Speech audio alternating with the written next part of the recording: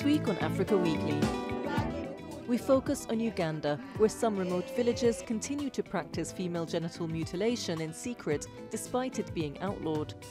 We head to South Africa, which is gearing up for a water shutoff as a 3-year-long drought leaves reservoirs empty. And we hear from the South African scientists researching the effects of climate change on the world's most endangered mammal, the pangolin.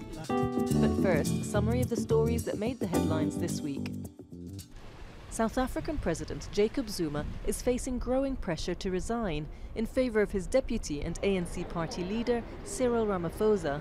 The president was due to deliver his State of Nation address on Thursday, but it was postponed, heightening speculation that he could finally yield to calls to step down.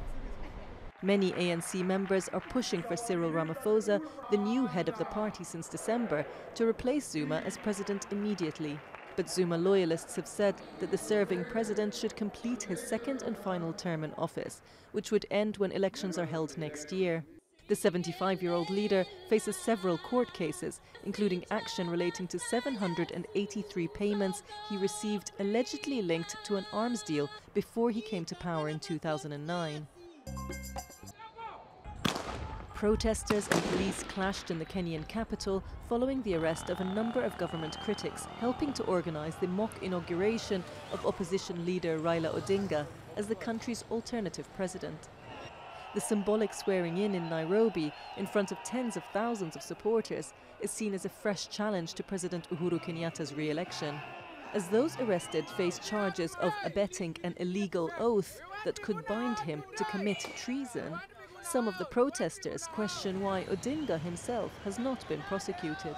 Because Miguna was just there just to help Raila in taking the oath. But it's Raila to be charged. Why are they fearing Raila? So they should just go to Raila direct. Even Jesus Christ, it is Jesus Christ they went to, not the disciples. Moroccan rescue services have recovered the bodies of 16 migrants off the coast of Spain's Africa enclave Melilla. 3 women were among the dead, taken to a morgue in the Moroccan city of Nador. One of the victims was Moroccan and the rest were from sub-Saharan Africa. Guinea's first local elections since the end of an era of military rule triggered protests which left at least 7 people dead as opposition party activists clashed with security forces. Guinean opposition leaders have denounced the West African country's long-delayed vote, claiming that vote rigging with proxy ballots took place in several polling stations. Egypt unveiled the tomb of an Old Kingdom priestess during excavation work in Giza's Western Cemetery, located in Saqqara, a necropolis about 20 kilometers south of Cairo. The country's antiquities minister says the tomb was built for Hetpet, a priestess to Hathor, the goddess of fertility, who assisted women in childbirth.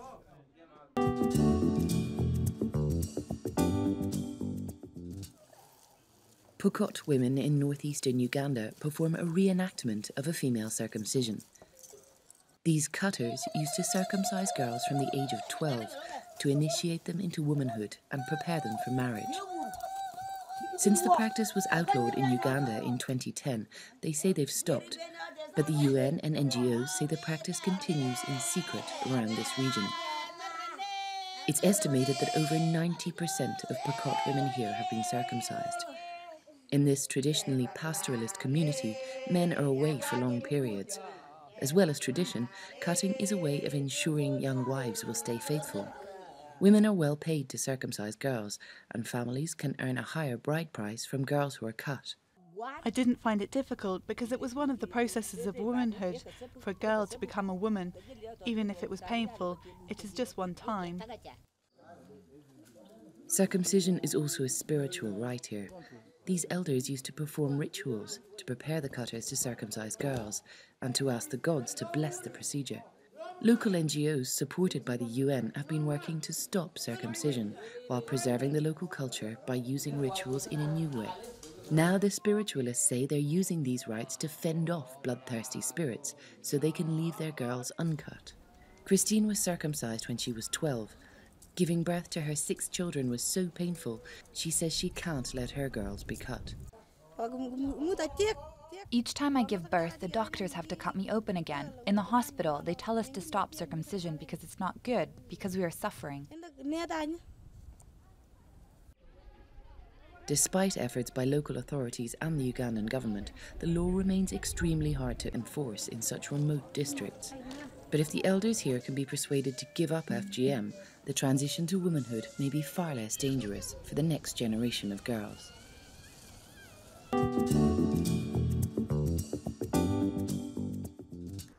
As Cape Town suffers the region's worst drought in over a century, locals here are preparing for the worst. The city has announced that it could be forced to shut off the taps in the middle of May, a deadline that has become known as Day Zero. Meanwhile, anxious residents are doing what they can to reduce their daily water consumption, collecting an additional 25-litre ration at one of the city's natural springs. We've just sort of had to reconfigure our lives in a way that there is no municipal water, because that's what it is required of us in terms of preparing for Day Zero. Opening that tap and there's nothing. But in some parts of the city, like this informal settlement, not having running water is a fact of life. Residents here rely on communal taps. While Cape Town's wealthier areas account for 65% of the city's overall water consumption, these densely populated communities only use around 5%. And when the taps are off, it is more than just an inconvenience. Oh, it's terrible. Because sometimes there's not even a note when they shut out the water is shut out.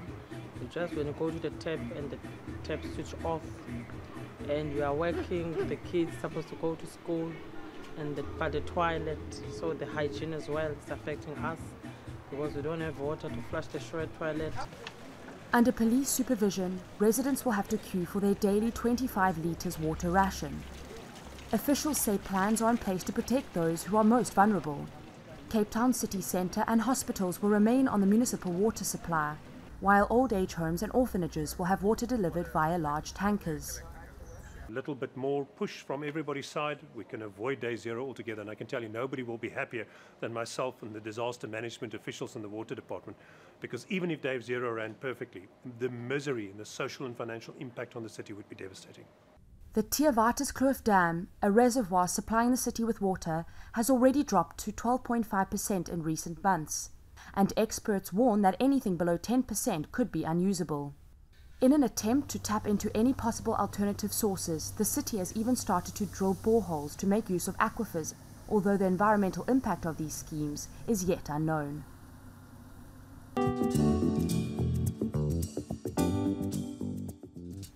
This is the Ivorian government's second seizure of trafficked pangolin scales in just a few months. Much like rhino horns and fingernails, the endangered mammal's prized parts are made of keratin. In Asian medicine, they're ascribed healing and aphrodisiac properties, and pangolin scales now trade at €1,000 per kilo in China and Vietnam. Indigenous to parts of Southeast Asia and Africa, the pangolin is now the most trafficked mammal in the world. In Ivory Coast, the pangolin population has halved in 5 years, and around 1 million have already disappeared worldwide in the last decade. Global warming poses another threat, since pangolins can also suffer from overheating. Scientists in South Africa are studying the way they adapt to climate change in the Kalahari Desert.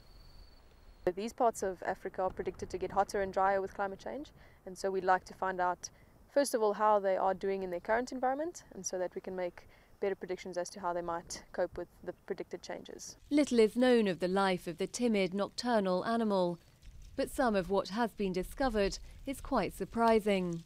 One of the things about pangolins that has absolutely blown my mind is the distances that they move. These are small animals. They got short legs. They only walk on 2 legs, although they've got 4, but they only normally use the 2 to walk on. And we've got one, for example, that we tagged, and in the space of about 10 days, it covered over 30 kilometers in a straight line. A ban on global pangolin trade went into effect at the start of 2016, offering the scaly mammal a new lease of life.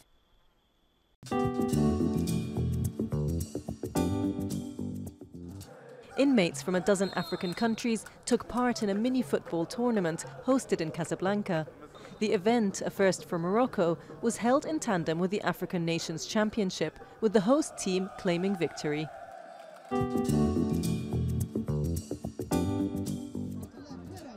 Next week, we travel to Nigeria, where the battle between cattle herders and farmers over access to land has become even deadlier than Boko Haram's Islamist insurgency.